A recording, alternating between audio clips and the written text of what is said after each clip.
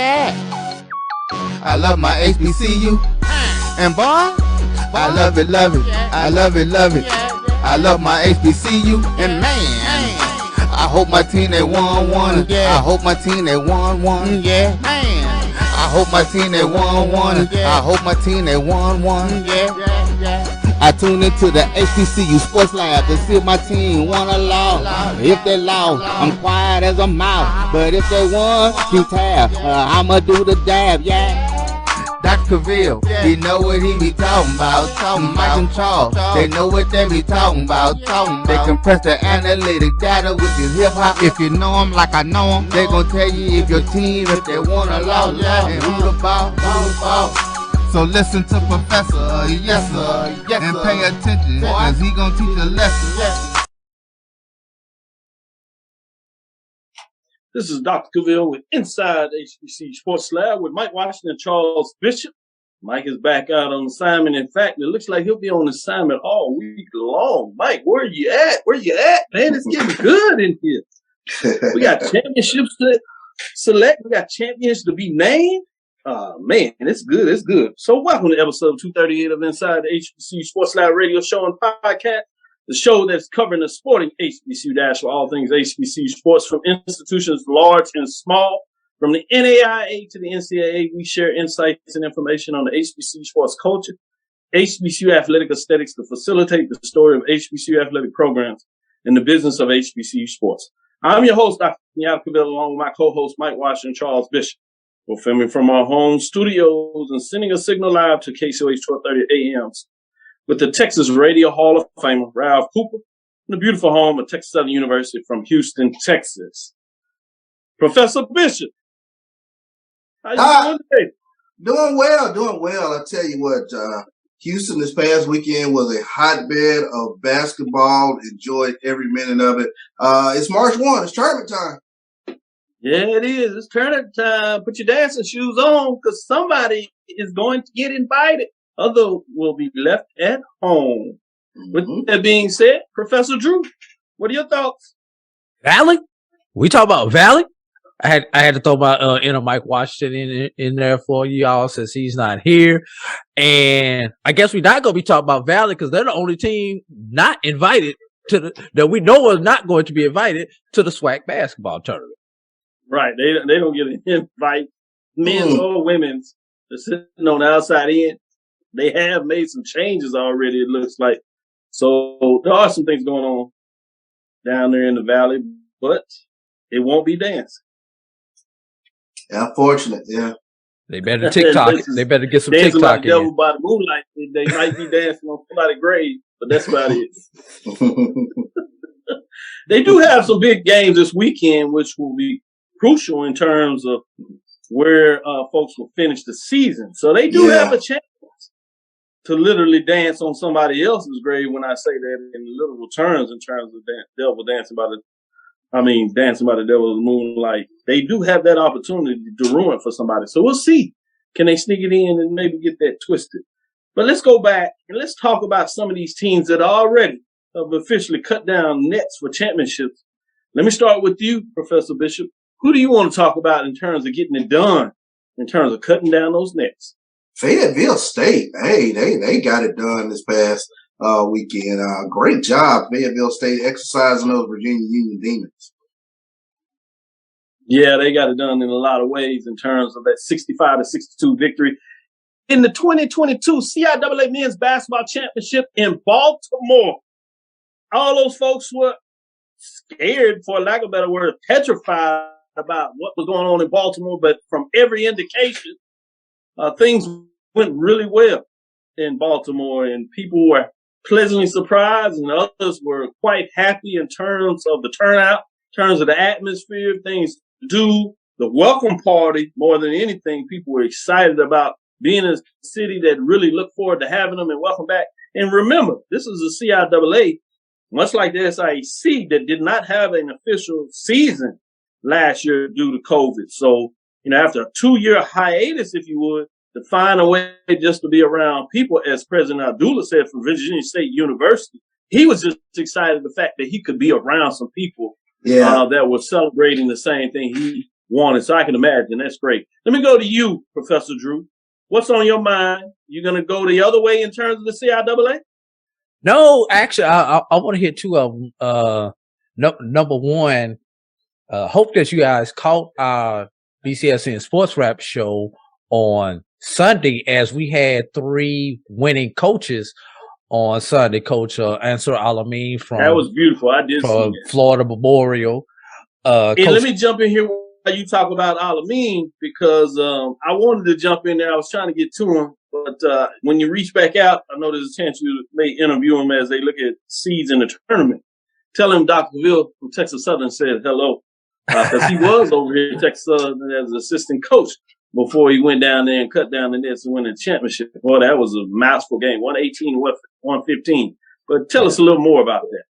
But yeah, like I said, I hope you guys caught that, because we had Coach Alameen on from. Oh, it was great. Great show. For those that haven't caught it, yes, as Drew is alluding to, go check out BCSN Wrap, Sports Wrap from this past Sunday. They had coaches on there, and they did a great job in terms of really getting into the spirit of them cutting down those defense. Proceed. Yeah.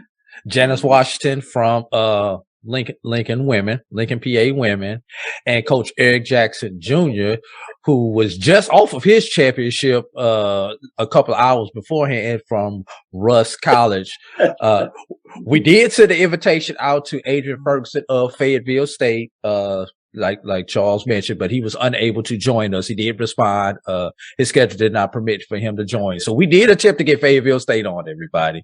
And unfortunately, just because of the timing of the show, we were unable to get Tougaloo's coach in. Coach, why am I drawing a blank right now? Barnes is the women's coach. Help me out, Charles. Tougaloo's men's coach. Oh, I'm drawing a blank myself, but anyway, let me go back. Why do y'all Google that? I want to talk about the disappointment that I had on yesterday when Xavier's men and women lost. That's been my low light of the week. Xavier's women, the number 1 seed in the Red River Athletic Conference. Xavier men, the number 2 seed in the Red River Athletic Conference. Xavier's men losing by 1 point, and Xavier's women are losing by, I believe it was 10 points that they lost. So I'm gonna flip the script and go with my biggest disappointment thus far. I was really expecting both of those teams to get to the finals, as the Red River is a 2-bid league. Let's hope that Xavier still has a good enough resume to get in that large bid, which I think they do. Coach Thomas Billups. Yeah, Billups.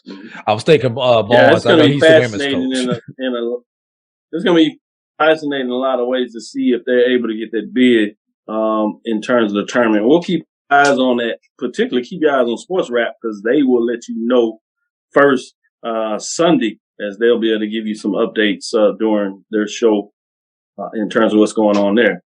I'm going to go back to you, Professor Bishop, and let you toot your home a little more about the Russ College in terms of the championship run. Shout out!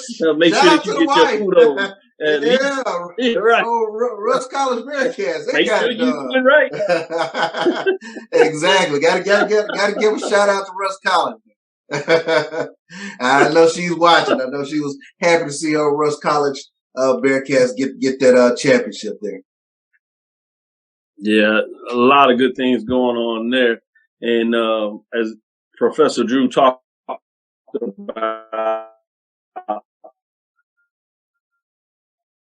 breaking it down in a lot of ways. I want to clinch the regular season championship. That's over in the SWAC on the women's side. Getting it done, still undefeated. They had help by Texas Southern folks. You had Gary Cooper, wanted to make sure that text me. Wanted to make sure in terms of Charles, wanted to see what you were going to say on the show about that last shot. I said, well, he already told me that. He was like, ooh, they swallowed this. Thank you. He's not even Catholic. Hey, I know, exactly. I tell you what, that was a heart stopper at the end. But yeah, I looked around. I paused for a second because I was listening for the whistle, looking for the ref to have his arm up or something. But you swallow the whistle at the end of the game. I'll take the swallowed whistle. Yeah, That's good. Did you offer him a Coke, Charles, to go down to wash your whistle down with? Probably something more with the Coke. So. Oh, good. Shout out to Norfolk State as well on the men's side.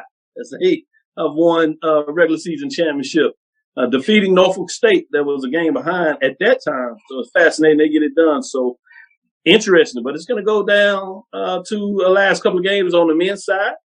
Not in terms of potentially a championship, although Alcorn State really set themselves up well in terms of that first place matchup between Texas Southern on the men's side, essentially what it was on Monday. They got it done on the road. And all they got to do is finish up strong at home. We talked about Valley, Pine Bluff. That's where it is. You expect them to get it done, but that is a rivalry. Yeah. So, those things get a little different. You got the new coach coming in, George Ivory, that has now at least a week to kind of prepare his team. What does that mean? Is he going to get it? Being able to get in and install some of his famous defensive style he likes to play, that zone that troubles everybody over the years. Will he try to get that in? I don't know. See, he necessarily has enough time to do that, but that's one that I kind of keep my eyes on just to see. But credit to Bussy, assistant coach at Prairie View. He finds a way to get it done. Comes back to Texas, and then on the last second shot, half court shot, literally, the point guard down there shot the shot. If you pay attention to Prairie View A&M University in Texas, they have the Texas State map on the center of the court. And as you go across the court, just as you get to half, the Texas part where he shot at, I'm gonna see how many folks know their Texas map. The Big Bend part, yeah, that's where he shot it from. Wow. Being real descriptive there for all those that may not know. Go look on the map and you'll be like, ooh, wow. Yeah, he did that. With that being said, that was interesting. Then on the women's side, in terms of the MEAC, it should be interesting too. So that'll do it. We'll take a little break and get back into it. Before we do that, I'd be remiss. Everybody's heard about it now. It's not really that big news in terms of everything, just because folks have chopped it up and still continue to chop it up. But Art Briles resigns within himself from Grambling State, had a statement out there quoting saying, "Thank you for giving me the opportunity to be part of your coaching staff at Grambling State University," end quote. Briles continued, quote, "Unfortunately, I feel that my continued presence will be a distraction to you and your team, which is the last thing that I want. Have the utmost respect for the university and your players," end quote. Although I may have had a lot of things, a direction that I personally would have did, I looked at it more consultant. But with all these things to go in, it did touch a little bit right there. But way of the world these days in terms of for all those young coaches out there that are getting in this business, it's important to understand that you have to make sure that you go above and beyond in terms of getting things done, because you can see how it can travel with you over your career if there is such thing as a lesson being learned by this. Be interesting to see how this will proceed. With that, let's get into our first break. We'll be right back on the other side. And it's time to get a poll ranking. Where is the top five? There's some teams dropping out, teams jumping in, both on the men's and women's side. We'll let you know who's number one. Any changes there? Maybe not so much, but we'll let you know what that looks like. We'll be right back after this quick break. Support the Black College Sports Network so we can continue to provide you coverage. Go to myjbn.com/support and be a part of the Black College Sports Tell everybody Network. they can follow their dreams. Oh, that spin class was brutal. Well, you can try using the Buick's massaging seat. Ooh, yeah, that's nice. Can I use Apple CarPlay to put some music on? Sure, it's wireless. Pick something we all like. Okay, hold on. What's your Buick's Wi-Fi password? Buick Envision 2021. Oh, you should pick something stronger. That's really predictable. That's a really tight spot. Don't worry, I used to hate parallel parking. Me too. Hey. Really outdid yourself. Yes, we did. The all-new Buick Envision, an SUV built around you, all of you. The top HBCU programs in the nation come to Montgomery, Alabama's Riverwalk Stadium this May 11th through 14th for the Black College World Series. The best Black college baseball teams in the NCAA Division II and the NAIA will battle for Black baseball's ultimate prize.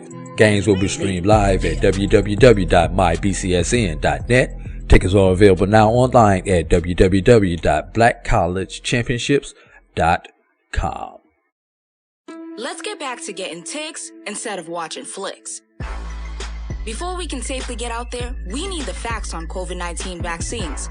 Visit getvaccineanswers.org so you can make an informed decision for yourself and for your crew. Troy, you work here? I'm never not working. Like Head & Shoulders Scalp Shield technology, up to 100% dandruff protection, even between washes. Never not working. Never not working. Never ever not working. Head & Shoulders Scalp Shield, never not working.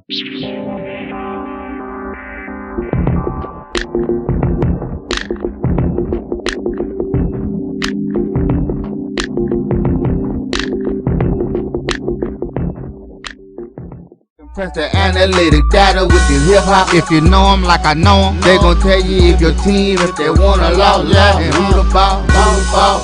So listen to Professor, yes sir, and pay attention, cause he gon' teach a lesson. This is Dr. Cavil with Inside HBCU Sports Lab with Mike Washington and Charles Bishop. On the show today is guesting in that visiting professor, we're gonna have to move him over to, tenure track clinical professor or something. Professor Drew putting in this extra work. We appreciate it. I do want to give a shout out quickly to another young gun. Renaud Dido has really treated me well when I went up and visited the MEAC up there. He was named just yesterday the new athletic director at Alcorn State, his alma mater. So welcome back to the SWAC. Welcome home, as they would say. They're certainly going to miss him in the MEAC. He's putting in a lot of work and a lot of time up there, but great opportunity for him, and I hope he does well. Man, the changing of the guard over the last couple of years in terms of these assistants that have moved up and now they get a chance to lead their own program. It's going to be fascinating what that means for the SWAC. I think it'll do well in a lot of different directions. Yeah, shout out to keep our eyes on that. Shout out to Wiggins, Mississippi, Reno. I like that. Yeah. Mississippi map on. I see Charles showing out a little bit there. Don't hurt us. With that being said, let's get into week number 9. Let's get into week number 9 in terms of the women's top 10. As I said, a couple of teams dropping out this week. Dropping out of the polls was Coppin State Eagles and Alabama State Hornets on the women's side. They dropped out. But let me formally tell you what's going on here, as we do have some teams receiving votes. You have Coppin State Eagles that I told you dropped out. They're still receiving votes, 15-11 and 9-4 after a tough weekend, as well as Southern Jaguars, 13-14, 11-5, 17 points. Alabama State Hornets lost just one game, but it's tough in there. They lost to their rival on the road there, 12-13, 11-5. This is after they were rolling a bit, but stubbed the toe. 24 points. It's hard to get in the top 5. It's hard to get in the top 5 because you have Texas Southern Tigers, 11-13, 11-6, probably one of the hottest teams, and they went to the wire, literally with Jackson State, as we talked about earlier. But just telling you how tough it is to get in the top 5. They win that game against Jackson State, literally last shot, maybe a field goal here and there. They might have got that victory. I'm sure they would have been in the top 5.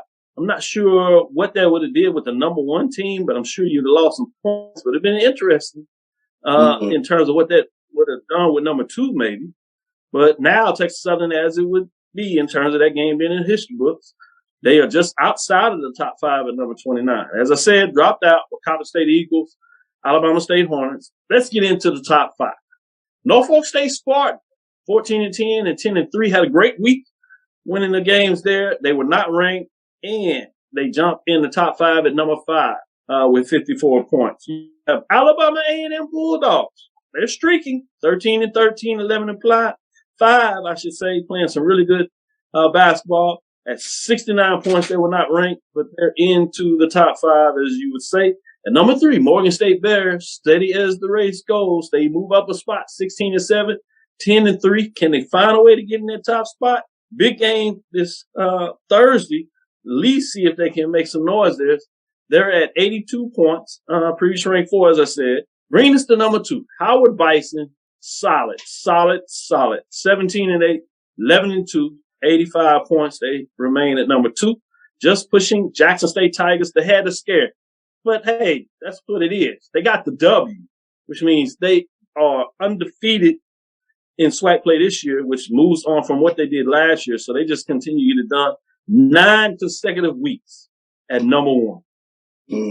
Just the constant in terms of what they get done, 100 points. Improved to 18-6, 16-0. Depending on what they're able to do this last weekend before they get in the tournament, they may have 20 wins. That's very impressive in terms of any team at any level when you can get to the 20-win mark. With that being said, Jackson State Lady Tigers get it done, number one, for week number 9. Charles, what are your thoughts on Jackson State Tigers?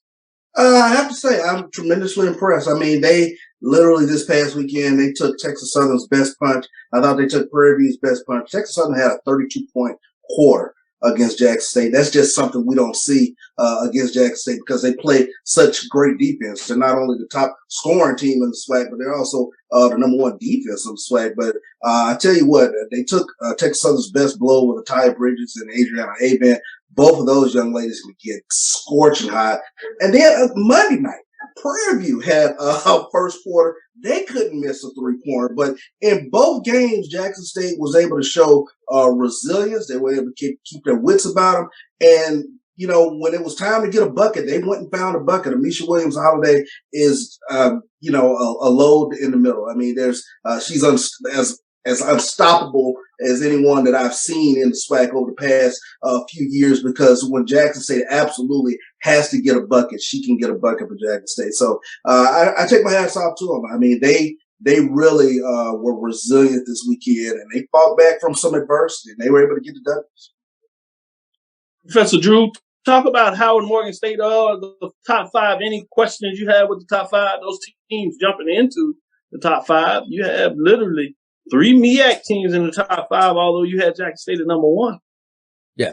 Well, compared to the BCSN poll rankings, we had 4 to 5. We were in agreement. We had Coppin State in and Norfolk out. You had the exact opposite of us. But when you talk about those 3 MEAC teams, those 4 MEAC teams, actually, Dr. Cavil, we're almost splitting hairs with those MEAC teams because all of their losses are to each other, you know, and it's gonna be real interesting when they battle. You know, the semifinal might be tougher than the final for these teams because they're gonna beat up on each other so much in the semifinal. It's just gonna be a matter of who's healthiest come to finals. But going back to Jackson State. You think Jackson State may have had their Rocky II moment in that Texas Southern game where both of them knocked each other out, both of them were down on the canvas, and they just got up right before the bell, i.e. that last second shot. Hopefully that Rocky II moment does not turn into a Rocky III moment when they lose at the wrong time. Well, I'll say this. I talked to Coach Reed after the Prairie View game, and she was so impressed with this team, especially the way that they fought back this weekend. I mean, like I said, it was 2 really, really gritty performers from Texas Southern and Prairie View. And in a way, I think she's real happy that they got tested the way they did because it's going to pay off going into the tournament. Yeah, I agree with that. It's always good to get tested anytime, especially when you can find a way to get the W. I think a little credit needs to go to Texas Southern University. If you've watched them, while they not very deep on the bench, 7, 8, depending on what they're able to roll out there. But all year long, they've showed you they've been able to score. Some of the problems you have at times is the fact they may not necessarily get good stops on the defensive side, but offensively they can score. So matchups make fight. So sometimes it's not always about a team in terms of what they're not doing. Oftentimes it's about the opposing team and what they're able to do well. Credit to a championship level team when they're able to adjust and do enough to get the W. And so I think those are some ways to look at it too, that sometimes we get into the motion that when a team is really doing well, Jackson State, you start trying to look at what they did wrong versus saying what is another opponent doing right. In that case, sure. Texas Southern has been able to show that they've been able to score all year long. And they did it in that game, which made it interesting. When you go back in terms of the MEAC, you said you have Howard at 11-2, Morgan State at 10-3, Norfolk State at 10-3, Coppin State at 9-4. We'll get into some of those matchups because this is a big one to watch on Thursday because those top 4 teams play each other. So they're going to be interesting in terms of who close out, particularly Howard, Norfolk State, to see if this thing can get more interesting or can Howard be able to check the box and get that championship. So let's get into the men's side. Close out this hour here, if you will. Right before we get to the men's side, Hampton was on a huge run here in the third quarter, 15-4 run. They're now up on top of Radford here in the first round of the Big South tournament, 37-35. Really great update. Tournament time. I told you some people dancing, don't want to go home. We'll see if the Hampton Lady Pirates find a way to push the envelope and continue to push forward to get it done. Receiving votes this week in terms of the men's side, week number 9. You have FAMU, Florida A&M Rattlers, 12-16 and 7-16 points. Had a tough weekend in Louisiana, losing both games. Played close in both games, but couldn't find a way to get a W on the road. Alabama A&M got the big win over Alabama State, 10-6, 9-7. Sneaky as they continue to rise up and playing pretty well right now. Probably one of the hottest teams in terms of their streak, 3 or 4 straight, if you would. South Carolina State Bulldogs. They dropped a pair. Tough weekend for them, 15-14, 7-6, staring things right in the face. They were right at the ship, but when it came a chance to really make a statement, were not able to do it. Also a team that's struggling after getting that big win over Norfolk State on that Monday night ESPNU game is North Carolina Central Eagles. They had another shot at Norfolk State just a game back. Couldn't get it done. So now they're lost 3 straight games. They're sitting outside of the top 10, top 5, which means we got a new team in the top 5. Couple of teams dropped, meaning number 5, Texas Southern Tigers, 13-11, 11-4. They dropped 1 spot from number 5. This is the second time on a Monday night that they had a chance to really put themselves at the number 1 spot. Last week was 2 weeks ago, I should say, it was Southern. This week was Alcorn State. They may have cost themselves a championship. I guess a better way is to say it is Alcorn State actually stepped up and maybe brought themselves a championship. And number 4, Southern Jaguars, 16-12, 11-5. This is the team themselves. They got that win against Texas Southern. They go home. Guess what? They lost 2 out of 3, including 2 straight at home. Boy, that's tough. 16-12, 11-5, 61. You talking about a team that could have had their own chance at a championship. They still have it in reach, but now they're waiting for other folks to take care of themselves. They drop a spot from number 3. Ring's number 3, Howard Bison, one of the hottest teams out there, 16-11, 9-4. They jump in the top 5. They were just outside. Well, they're on a run right now, playing some good basketball, winning 3-4 straight, if you would. Number 2, Alcorn State Braves. They vault up as they get it done. 13-5, 12-4. 2 first-place votes is what they've gotten for themselves, moving up 1 vote. They remain at their 2 spot, but they solidify 83. They went out. They have a SWAC championship. What do you say about Coach Bussey coming over from Prairie View? Didn't take him very long, did it? Didn't take him very long at all. No. Norfolk State Spartans, 20-6. Yes, 20. I said 20 wins. 11-2 overall. 8 first-place votes, 98 points. Number 1, the Spartans just continue what they do as they're in the middle of this championship run. Boy, dynasty they are, I would say. Can they get it done in the tournament? They're playing really well, pretty good basketball. Boy, I'd love to see that Texas Southern Norfolk State rivalry in terms of MEAC SWAC right now. Be interesting. With that being said, we're going to go into this break and come back and then get your thoughts on the top 5 poll rankings, if you would, of what that looks like. Nah, I was just going to tease you a little bit. Stick with it. Professor Drew, what are your thoughts on the top 5 poll rankings? Well, going back, I always compare yours to the BCSN computer rankings. I like that. Let me know just how much a genius I am. Well, of course, the one major difference is our rankings are Sunday. Yours come out after Monday game, so there may be something off based on. I told you I was green. I do it on purpose. See? but number 2, we have the same 5 teams in. The same team just outside looking in, North Carolina Central, but our order was much different on Sunday than yours is on Tuesday. BCSN had Howard at 5, Southern at 4, Alcorn at 3, Texas Southern at 2, and Norfolk at 1. Like I said, this was before Monday. That makes sense because you had Southern barely get the win, but you had Texas Southern loss, a big win by Alcorn, And Howard got another big win. So makes sense. Yeah. So, but yeah, I like it, and I'm still leaning on the MEAC thing. You know, you don't want to see Prairie View and Jackson State get into the SWAC tournament, and you don't want to be their first round opponent, whoever it is, as a higher rated team, because those two teams will be scary in the SWAC tournament. What's going to be interesting? I got a tease that I'm gonna tell you about Prairie View. They got some big games coming up this weekend to make sure they can get it done. So we'll talk a little bit more about that in the fourth quarter. But before we do that, Charles, what do you think of my man's top five? I think it's right on point. Norfolk State, the wheels on the bus just keep going round and round. They keep getting it done week in, week out. No team right now hotter than Howard. But I have to take my hats off to Alcorn. I mean, I said going into this weekend, this was going to be a huge weekend for the Alcorn State basketball program. I would have been good with a split, but they come away from the Texas two-step 2-0. And again, Monday night proves to be the downfall for the Texas Southern basketball team.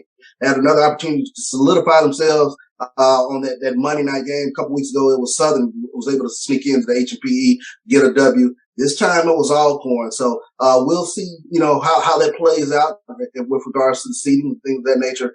But I tell you what, going into the tournament next week, both on the MEAC side and the SWAC, it's hard to call. It really is. I love the parity in both leagues because I think at any point a team can just knock out a higher seed. Yeah, especially in terms of the men for the SWAC and the MEAC, the women on that side. It's going to be fascinating to watch in that tournament. You might sneak in and see some things happen on the alternative as well. With that being said, let's get into this break. We'll get back after halftime for the third quarter. Drew, take it away.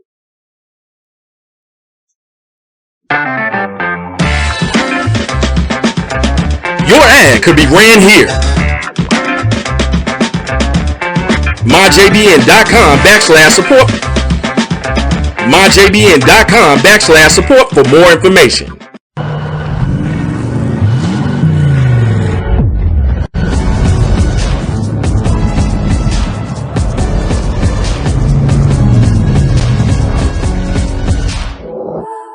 From novice to aficionado, find yourself here. High quality cigars plus personal customer service. Slow Burn is Waco's only mobile cigar lounge, featuring a meticulous, curated collection of premium cigars. Visit our website, www.slowburnwaco.com. That's www.slowburnwaco.com. The top HBCU programs in the nation come to Montgomery, Alabama's Riverwalk Stadium this May 11th through 14th for the Black College World Series. The best Black college baseball teams in the NCAA Division II and the NAIA will battle for Black baseball's ultimate pride. Games will be streamed live at www.mybcsn.net. Tickets are available now online at www.blackcollegechampionships.com. Itchy, squirmy, scratchy, family not getting clean? Get Charmin Ultra Strong. Go get 'em. It just cleans better. With a diamond weave texture, your family can use less while still getting clean. Goodbye, itchy squirm. Hello, cream bottom. We all go. Why not enjoy the go with Charmin?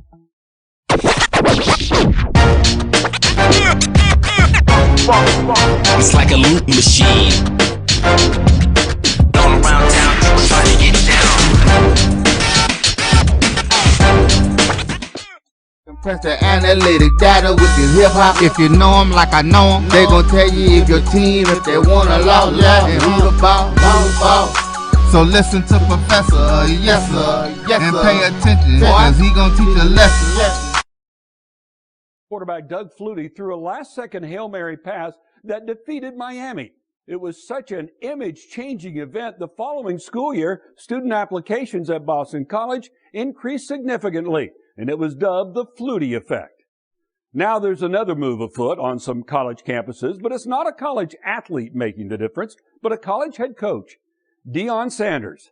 After being named as Jackson State's head football coach in September of 2020, HBCU schools are feeling the Coach Prime effect. Definitely, I think he has raised the profile of not just Jackson State, but HBCUs in general. According to Jackson State University, since Dion Sanders became the school's head football coach, the athletic department has generated $185 million worth of advertising and exposure. And HBCUs in general get some of that Coach Prime effect rollover, if you would, in terms of the interest. And that interest, as you know, is phenomenal and a game changer. And high school athletes like Austin LBJ quarterback Oscar Gordon are taking note. This is Dr. Cavil inside HBCU Sports Lab with Mike Washington Charles Bishop. Yes, visiting professor, clinical professor, I should say, is Professor Drew. You see Professor Bishop in there. Dr. Charles, student at Texas Southern University, getting a chance to grab the mic. Great job there, Charles. I appreciate that, Doc. I see you stuck in the shirt, Dr. I like it, man. I did. You've learned a lot. You're getting an A+. Debut. Exactly. A+, man. I grade you A+.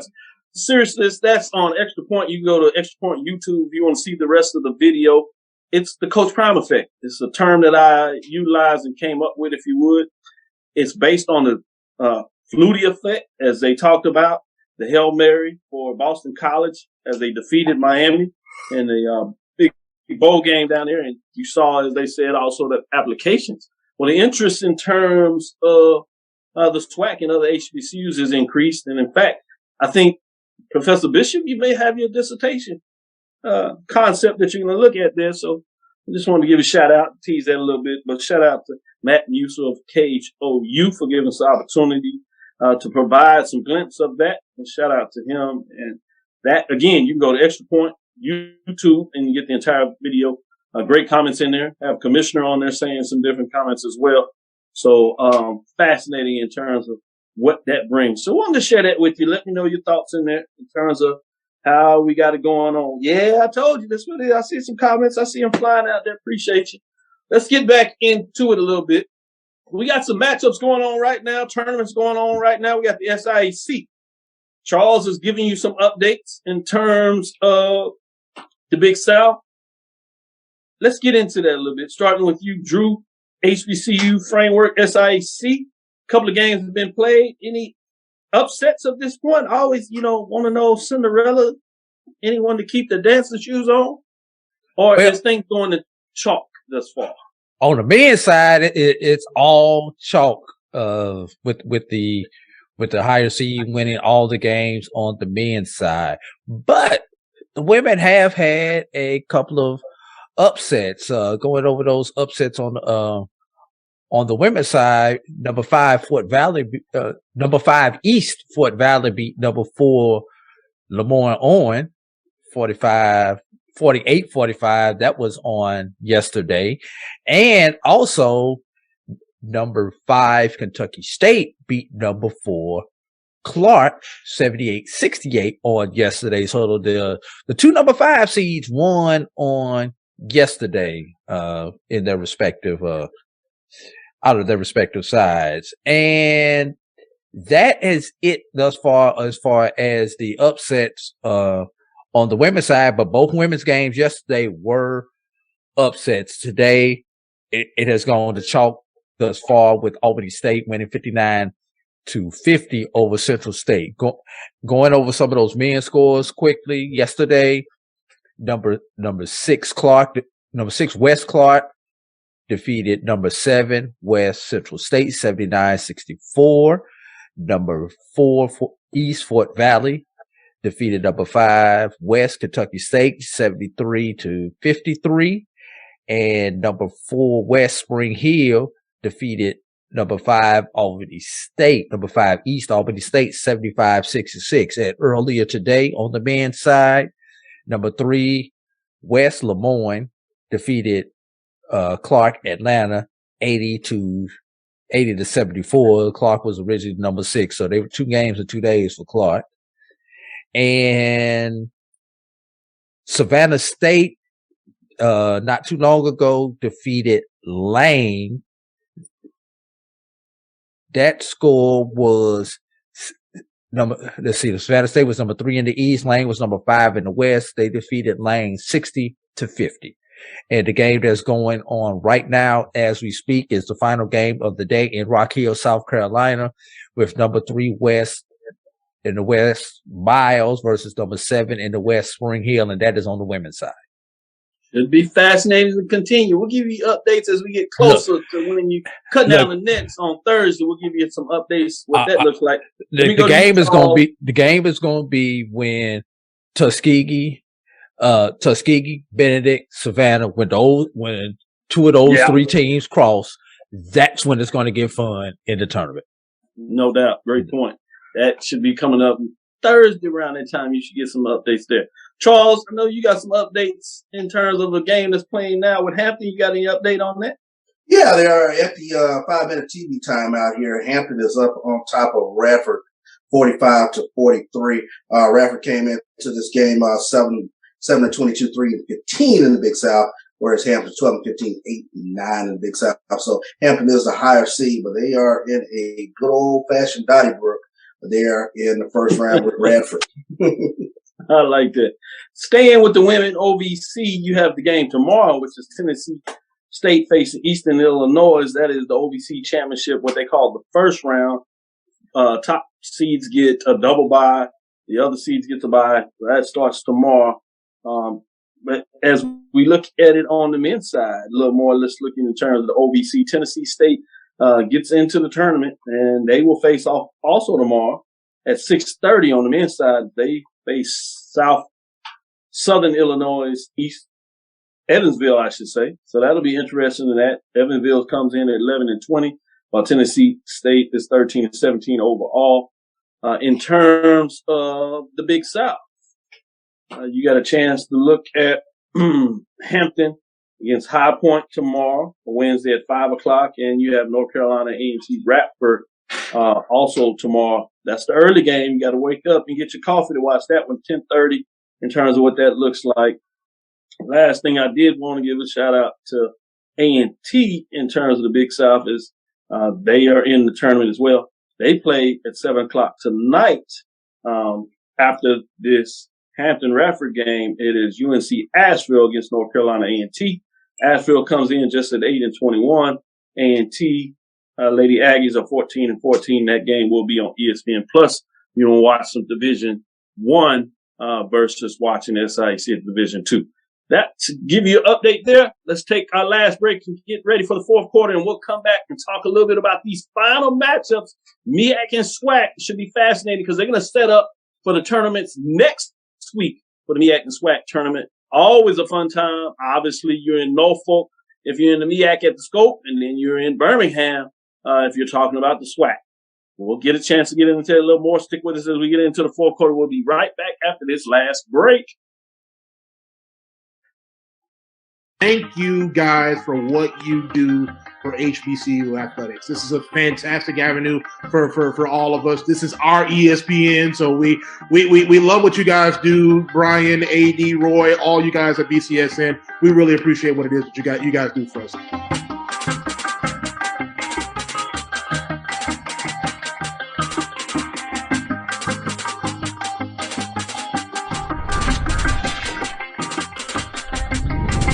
You see, Head & Shoulders has scalp shield technology, protects against flakes, even between washes. It's never not working. Kind of like us. Number 15? Never not working! I don't like this one. Me neither. Let's get out of here. Head & Shoulders scalp shield, never not working. The top HBCU programs in the nation come to Montgomery, Alabama's Riverwalk Stadium this May 11th through 14th for the Black College World Series. The best Black college baseball teams in the NCAA Division II and the NAIA will battle for Black baseball's ultimate prize. Games will be streamed live at www.mybcsn.net. Tickets are available now online at www.blackcollegechampionships.com.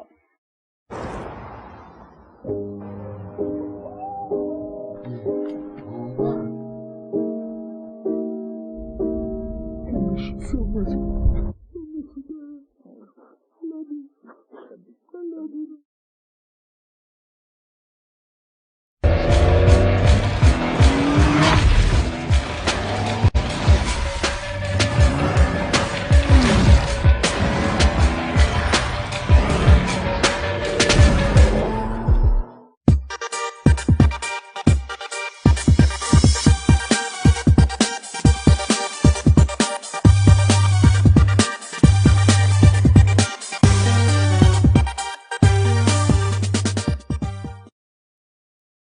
Press the analytic data with your hip hop. If you know them like I know them, they gon' tell you if your team, if they wanna law, and who the ball. So listen to Professor, yes sir, and pay attention, cause he gon' teach a lesson. This is Dr. Cavil inside the HBCU Sports Lab. Boy, that's funny. Anthony Weston said Alabama A&M's found out that he has Great Danes, great Greyhounds instead of not Great Danes, letting them run over there in Alabama A&M. They are playing some good basketball right now. Mike puts it in there as well and said, hey, my Jaguars, and I think he's talking about men's and women's, are not playing very well, particularly the men's, in terms of this time of the year. Yeah. You're right. Not a good time when you want to fall on that side. But let's go to the women. Chivalry is not dead, as you know I like to say. Starting with the MEAC. Big game Thursday, close out the season. You have South Carolina State at North Carolina Central. Both teams at the bottom of the conference. Somebody gets a chance to get that nudge, at least to stay out of the basement, if you would, outside of Delaware State that is just looking for their first win. They have lost 22 straight. It's been a tough season in terms of Delaware State on the ladies' side. They just can't get a win. This is their last chance to do it. Other than the tournament, they will get in there because they'll take all 8 teams. But with that being said, North Carolina Central is 2-11 versus South Carolina State at 4-9 overall.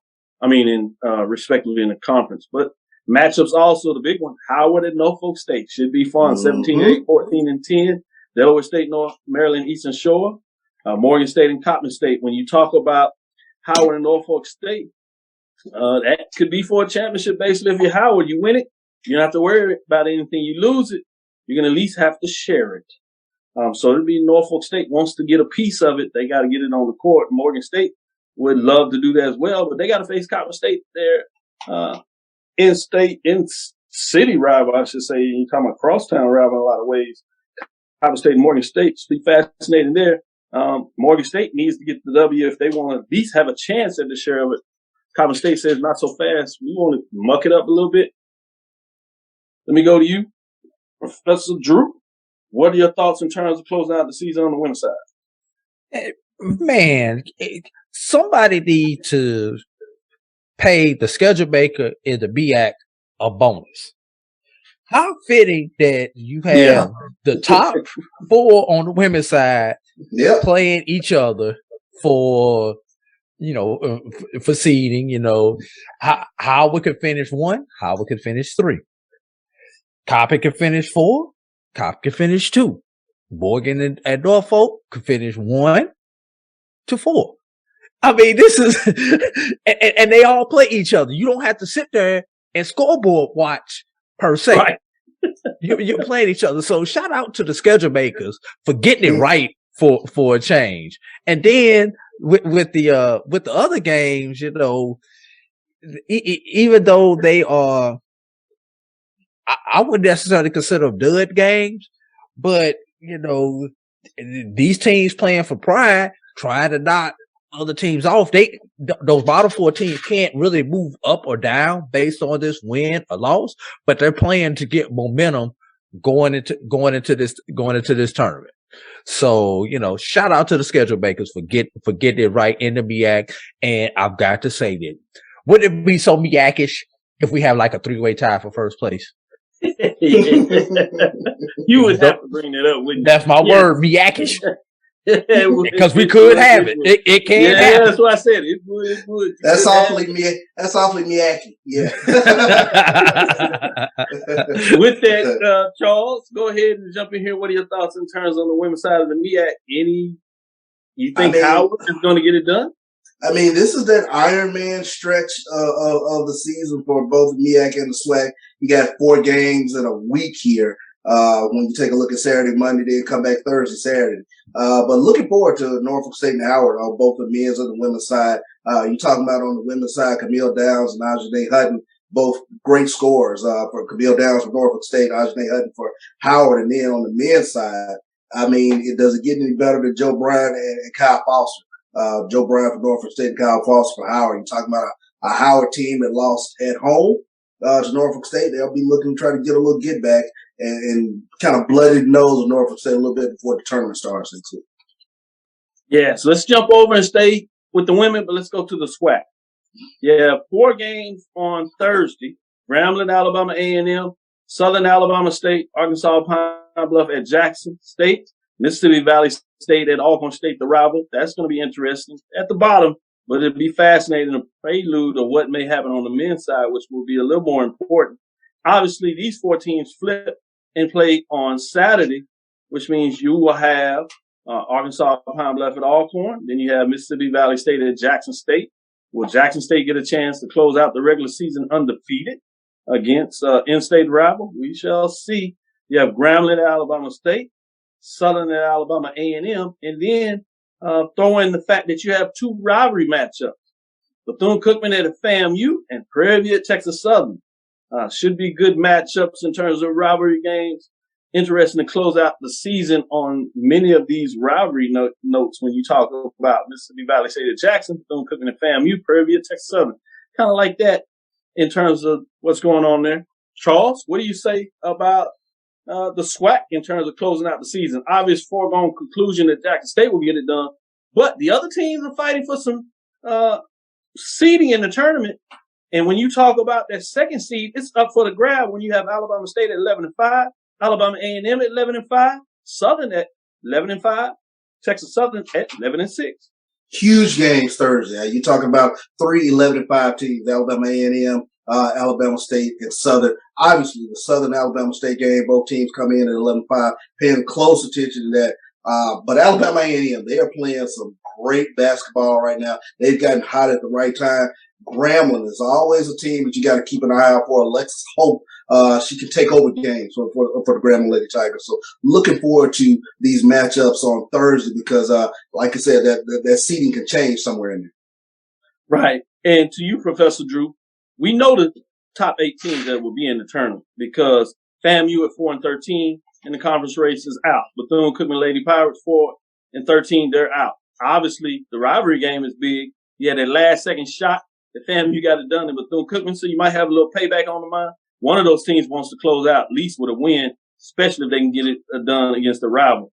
But you also know that Mississippi Valley State and Alcorn State, they're out 2-14, 2-14. Interesting, the same thing. In-state rivals, one of those teams will get a win to close out the season, so it'll be fascinating to see what that looks like. But which direction do you want to go in terms of the rest of the games in the SWAC in terms of that final 2 or 1 sets of games this week?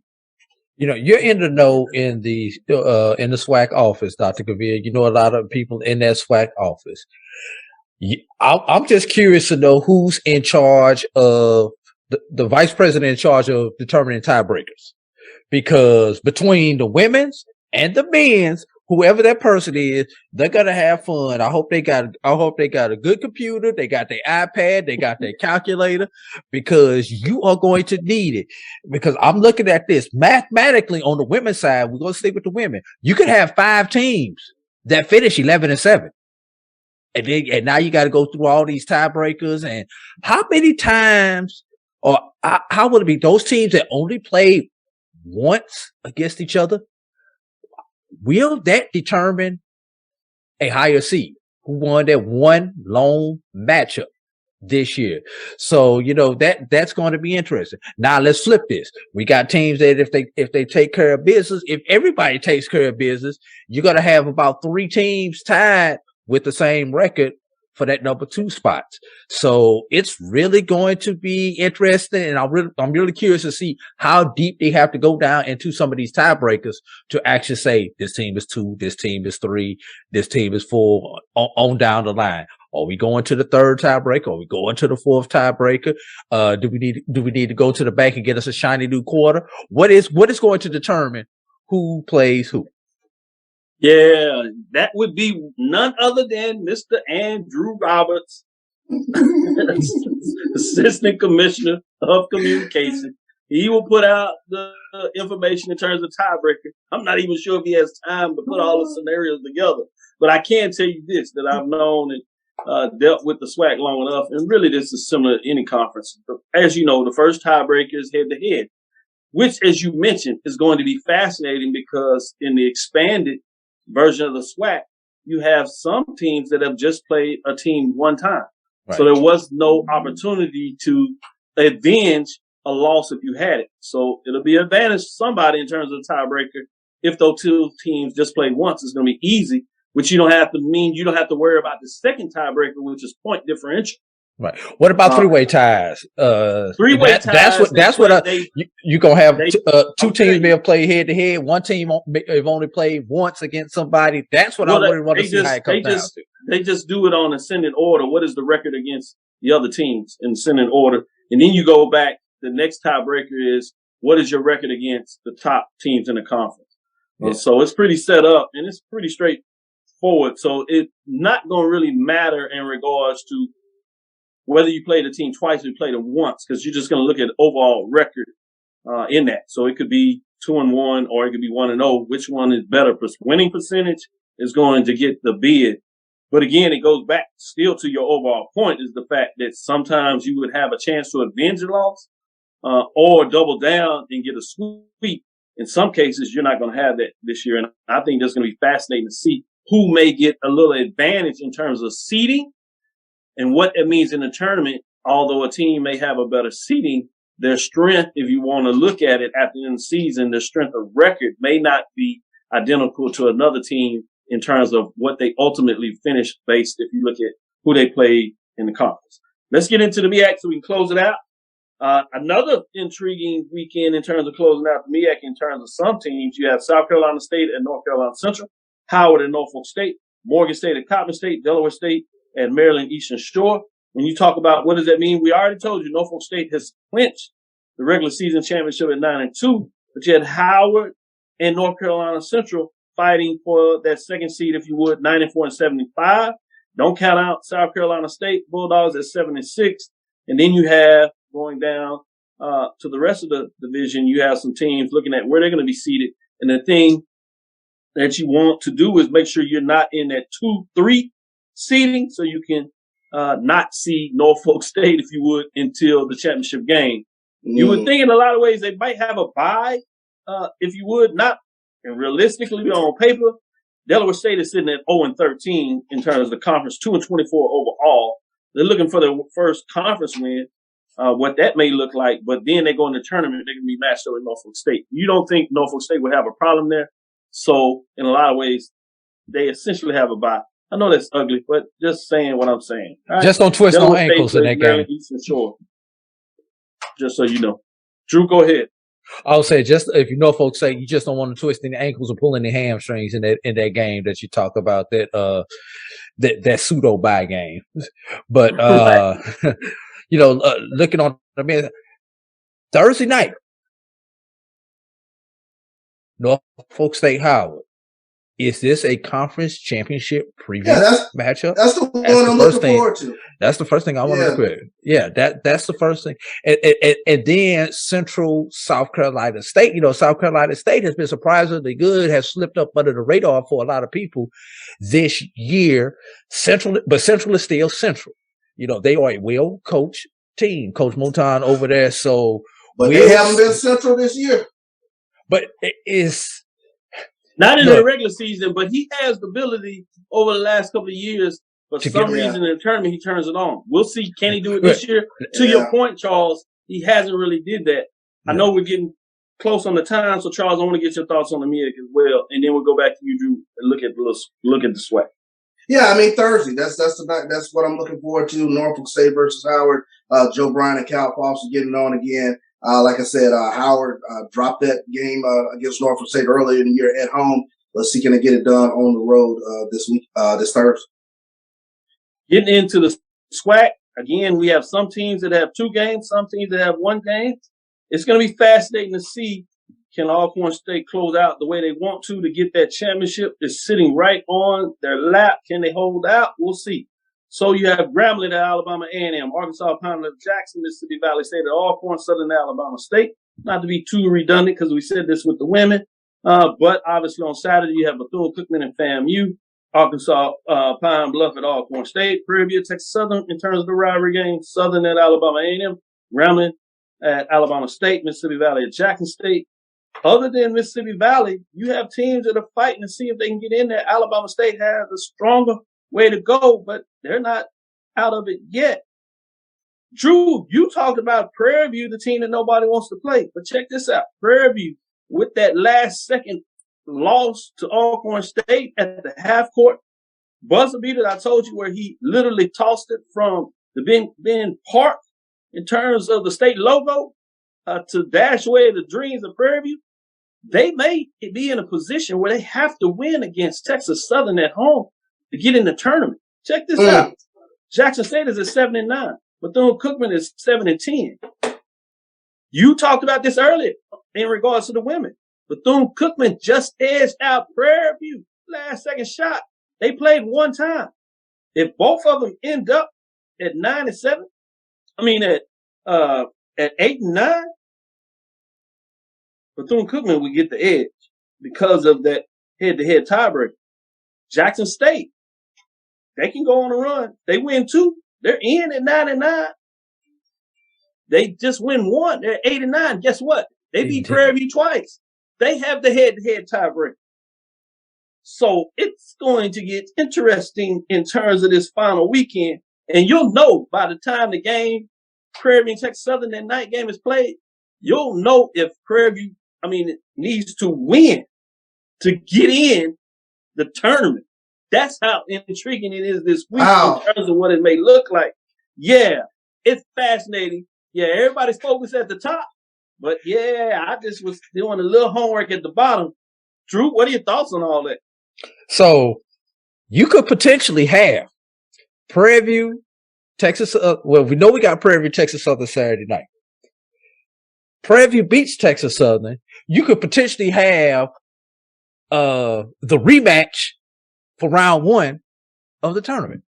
Because that would put Prairie View as the number 8 seed, and Texas Southern could possibly they wouldn't wind up as the number 1 seed. You would need Prairie View to be a 7 seed, and you could get Texas Southern at the 2 seed. Yeah. You can mess around. Alcorn could lose, and Prairie View and Texas Southern win. Alcorn would have to lose 12 twice. and 6. Alcorn loses twice. I don't see that happen, but it could. 12 and 6. Then you go into the point you have there, though. Head-to-head tiebreak will still have Alcorn at the number 1 seed because they beat Texas Southern twice. So yeah, it's gonna be fascinating in terms of these matchups. It's gonna be fun. But theoretically, you can have Southern win, split this weekend. Then you have a 3-way tie, and it really could get interesting in terms of that. But I still believe Alcorn gets it done there because it's my understanding they beat Southern. That head-to-head, they only played once. So Alcorn State, with it all said, is in really good position. Yeah, I was about to say we can all put it to bed if Alcorn takes care of business on Thursday. Here's the one. Here's the one to watch. Here's the one to watch. Does Bethune beat FAMU to even make the conversation that we're having relevant? Because Bethune has to beat FAMU on Saturday. That's the game. Yeah, that's the game. If they don't beat FAMU, all this coulda, woulda, shoulda does not matter. That's correct. Absolutely correct. That's the showdown. It is fascinating when you think about this, Charles. Expansion, right? On the men's side, it comes down to the two new expansion teams to see if one of the SWAC teams is getting potentially it could be Prairie View or Jackson State. Think about this. The two teams that won the regular season last year could be on the outside looking in. Out of the tournament. Depending on what the Florida schools do. Another potential reason to keep hazing the Florida schools. Oh, man. Let's get out of here. Great commentary. I hope everybody enjoyed it in terms of what's going on in the SWAC. It is SWAC madness when you got what's going on here. Fascinating in so many different ways. Let's keep it going. This is Dr. Cavil with Inside the HBCU Sports Lab. Thank you for listening to Inside the HBCU Sports Lab. Make sure you share our podcast with your friends and colleagues. I am Dr. Kenyatta Cavil, the Dean of HBCU Sports, coming from inside the lab in the College of HBCU Sports with Mike Watson and Charles Bishop. Hope you enjoyed the little clip with Professor Bishop, doctoral student, getting it done, KCOH, Matt Yusuf, giving you some insight on the Coach Prime effect. Make sure you tell Coach Prime he shouted him out. And I coined it. Let him know I coined that term. And we'll do dissertation, Charles. We'll get that out there. Again, I want to thank you for listening to Dr. Bill's Inside the HBCU Sports Lab with Mike Washington, Charles Bishop every Tuesday and Thursday. So come back and check us out on Thursday. We'll give you some updates of what's going on in some of these conference basketball tournaments. We'll have hot and heavy. You'll have some SWAC games that'll be over by then, or at least closing out on the women's side. So it'll be fascinating there, heading into some of those big games. We'll keep you updated. We will look forward as we continue to talk about HBCU sports. Thanks, shout out to the lab listeners, giving us all the best business out there. Follow me, Dr. Kenyatta Cavil, Twitter, Facebook, Instagram. That's Dion, Kenyattacavil. Again, that's Dion, Kenyattacavil on Twitter, Facebook, Instagram. Inside the HBCU Sports Lab 1 on Twitter. Facebook and YouTube is Inside the HBCU Sports Lab. Dream big. Continue to move forward. We will talk with you soon. Drew? Horse. Charles? Lecture. Dismissed. Y'all.